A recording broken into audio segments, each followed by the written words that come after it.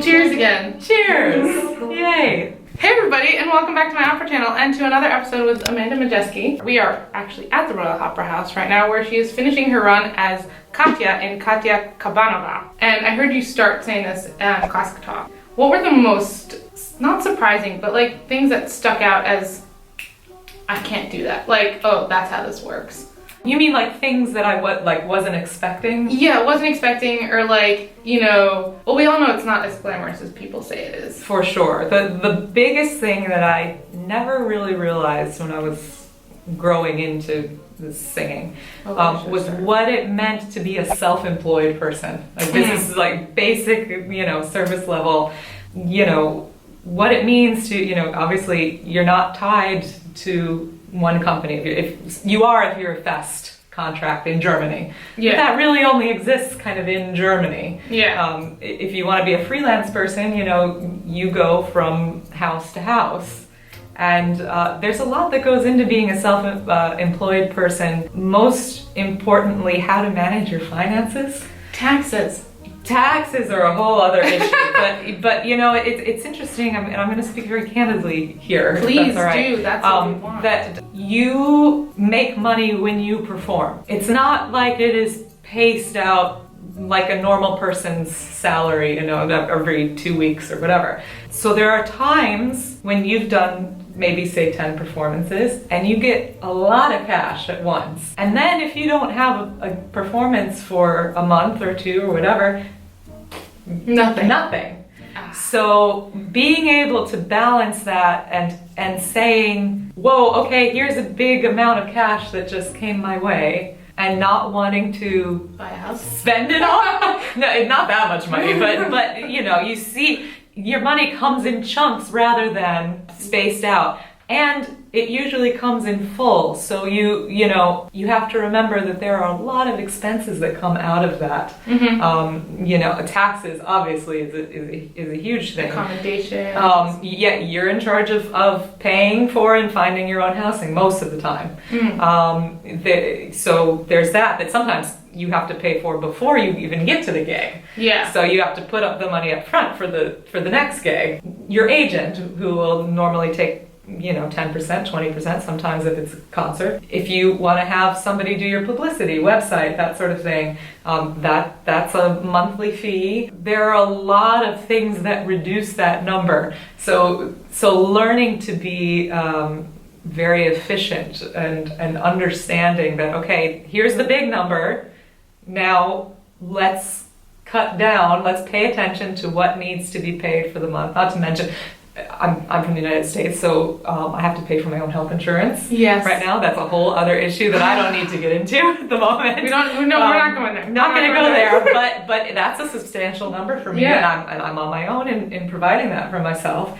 So all of those expenses really reduce that number, and if you see that first number as, you know, a joyride, you know, that's woo! Yeah, that it takes some really hardcore financial planning to do this sort of thing. The other side, I would say, is the amount of mental stamina it takes, which you kind of start to learn in school, because there is, you know, as a young singer, there's a good amount of learning how to deal with rejection and that sort of thing. Yeah. And you know, you prepare for that, but understanding too that in a successful career, there's no arrival point. There's no point when you're like, oh, I've made it, and now I am this, and everyone knows me, and everybody loves me, and I'm on the cover of everything, and it's, you know, it's much slower and much more even paced, and not necessarily even paced, but also, you know, up and down and around and all over. But to be tied to waiting for that arrival moment is to your own detriment, because then you're not living in the moment. You're just waiting for that time of like, now I'm a star, you know. Now I'm this, so I can do that. Yeah, it doesn't happen.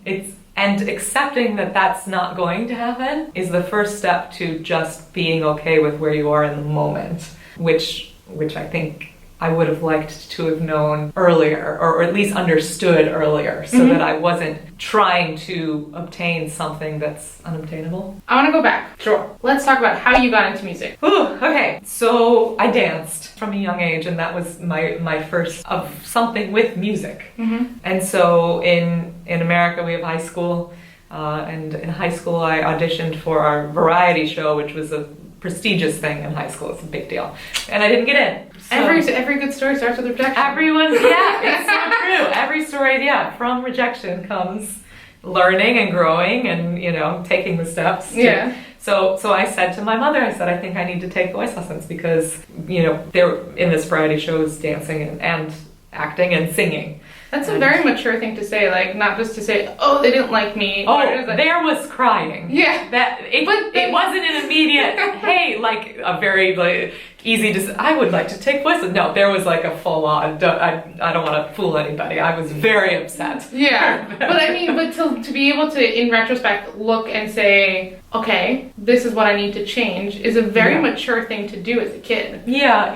I mean, you had, my mother always, her biggest thing was there are peaks and valleys. There are peaks and valleys. And sometimes it would get annoying, but she's totally true. And so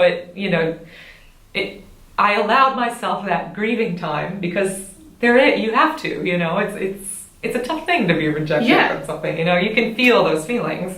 And then what do you do about it? What are the next steps, So then your next step was? So my next step was saying, hey mom, I want to take voice lessons. And my mom was very supportive always of me trying new things. And so she said, sure. And so we looked around and found a wonderful, wonderful teacher named Kathy Farron who said, okay, here are the 26 Italian art songs. That was my first introduction to singing classically and singing in a different language. And at first I rebelled against it. And it's like, I know every word to Rent, so let's sing that. Oh, I knew every single. I recently came back around and was listening to that soundtrack. I do too. I was like, every single word. It's crazy. It's like, why can't I remember other things? The more I studied and I went and saw operas, actually physically went and saw operas. What was the first opera you saw? Well, the first opera I really saw was Billy Budd, which is crazy. I wouldn't endorse that as a first. But actually I was informed that one of my very good friends from grade school, her mother, I guess, took my friend and I to Barbara of Seville when we were like 8 or 9. And I had completely forgotten this story until she brought it up. My friend and I were laughing so hard through the thing because we just weren't used to the sounds of the voices. We just thought it was hilarious for some reason. She had to remove us from the theater. We didn't end up staying for the show because we were being so obnoxious. So that, I guess, was my first experience. But then I went and saw my wonderful high school principal had ticket, was an opera fan, and got me and a friend tickets. That's amazing. That's a great school principal. Yeah, he took us, he gave up his box seats and he sat in the nosebleeds. Wow. Yeah, that's amazing, man. Yeah. Wow. And so I experienced my first opera at Lyric Opera Chicago in the box seat with one of my good friends. It's a great place to do it. Didn't understand really. If I were to see it now, I would appreciate it so much more. When I first saw it, I didn't quite connect to the story and the music, and it's like, where are the female characters and all of that stuff. I loved the experience of going to the opera, but as I studied it more and knew that I was going into school for music ed and voice performance only because my voice teacher in high school insisted that I keep that. That's a really good thank goodness. Push. Yeah. Look where you are now. Yeah. Well, it was Floyd's Susanna that actually changed my opinion of opera, and it was actually Sandra Radvanovsky who was singing Susanna at the time. Yeah. Wow, and she sang Susanna? She did. Not Figaro, Susanna. Oh. Susanna in Carlisle Floyd. Oh, yeah. Sorry. Yes. Yeah. Big difference. Big difference. Susanna versus Susanna, which is Susanna is set in America. South America.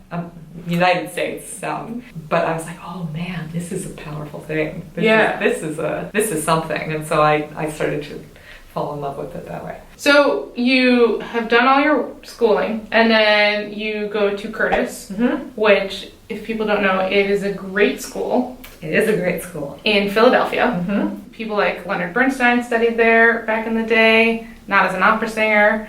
You have sung so much different repertoire. People always say, oh, you have a larger voice, you can't sing Handel. Hello.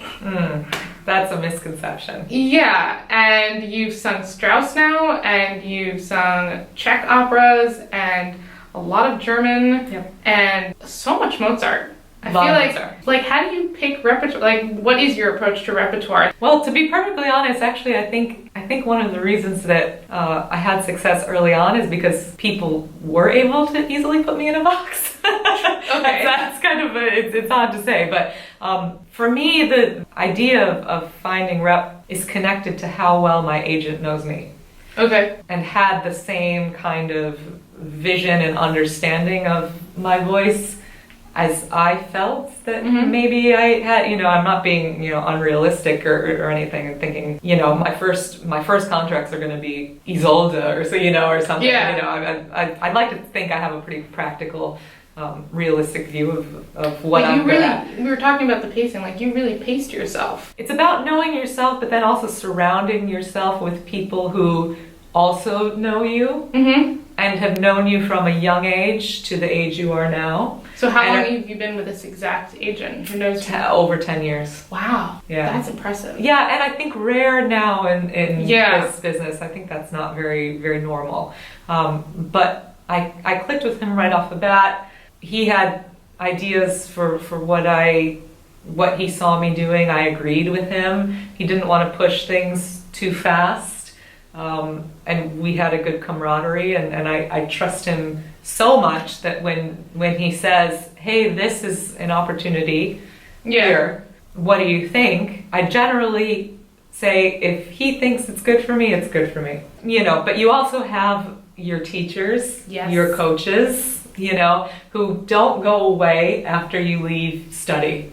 That's the thing. You're consistently, or at least I am consistently checking in with those people. I mean, one of my coaches I've had in my life since I was 19, 20, who I still check in with before I do a new role. I've worked with a couple of teachers, but never stopped studying really with any of them. It's about surrounding yourself with people who you trust and listening to them and listening to yourself. As well. And then of course, if you're trying something out and it doesn't feel good, that's okay. Chuck it, do it again, maybe another couple Toss. Yeah. Maybe it'll come back, maybe it won't. Maybe sometimes you have to know if it's why it doesn't feel good. It could be two things. It could be that it's not right, and it could be that you are not right here. Yeah. Like not ready there. Well, or just have the wrong perspective, because for me, even learning Katya, I was terrified, because for me, Katya is a little bit of a step sideways or a different direction from Mozart, from Handel, from Strauss. Last question, and this kind of comes back around to the first question we did, because I'm pretty sure we can keep talking about this all day, but happily. What would have been something that you really wanted to hear in school that could have helped you out now? Someone who pulled me into a language class and forced me to sit there and talk, not in English. Of course, it's kind of surface level, you should take language. But nobody really was like, look, you want to be a singer? Learn it now, because it's never going to get easier. It's only going to get harder. And oh my goodness, it's so important. And I remember the wonderful, brilliant mentor of mine, Matthew Epstein, does a lot of work with young singers. And he did this little question and answer, and the topic of, this is ridiculous because you're in Europe now, right? The topic of Europe came up. Are we in Europe? Well, we're not talking about that. But the idea of singing in Europe came up. And I remember tuning out completely. Because I'm like, I'm an American singer, I'm not going to sing in Europe. The biggest mistake I made, you know, if you are successful, you are singing all over the world. See, I think that's the difference between American singers and Israeli singers. Oh man, yeah. Because Israelis, there's nothing, like we only have one opera house. Right. We have to leave. But how wonderful that you have that perspective already. And an American singer, we struggle with this a little bit.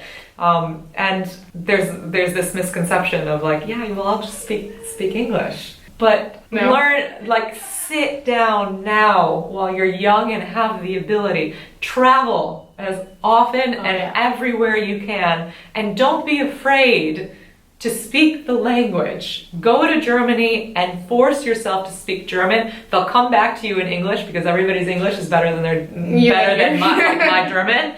But force yourself to look ridiculous and make mistakes, because that's the only way to learn and become confident in a language, is to go and be ridiculous and make mistakes and then be able to learn from I think it. that also just resonates to going on stage. If you don't let yourself make mistakes when you're young, oh man, you're not going to be able to be confident to make mistakes. You got to be okay with making a mistake even now, like in professional life. You know, one of my teachers said, always think about the stage as a workshop. So, meaning that don't ever go out there with the expectation that you're going to have a perfect product, because that's a stifling idea. Yeah. You know, if I give up the expectation that it's going to be perfect, then all of a sudden I have freedom to live in the moment and live in the moment in the character. Yeah. And not be tied to that it needs to be this or it needs to be that, because then that pulls me out of the moment of the storytelling. Mm-hmm. And all of a sudden then the ego comes in. And I think that the audience doesn't respond to ego. The audience responds to compassion and performance, which only happens when you give up the expectation. Does that make sense? It does. That's all, folks. Thank you so much for watching. I hope you enjoyed this little video, and thanks so much, Amanda, for coming for both of these videos. If you'd like to know more about Amanda, all of her links are down below, so don't forget to go check them out. And I will see you all next week in a new video, because I make one every single Monday. In the meantime, don't forget to like, comment, and subscribe, and hit that little notification bell so you can be notified when I make a new video, which is every Monday. Have a great week in the meantime. Don't forget to drink lots and lots of tea and go see an opera. And when you're there, share with us what you went to see. Use the hashtag Diva Studies and we'll see you. We'll find you. All right, guys. Bye.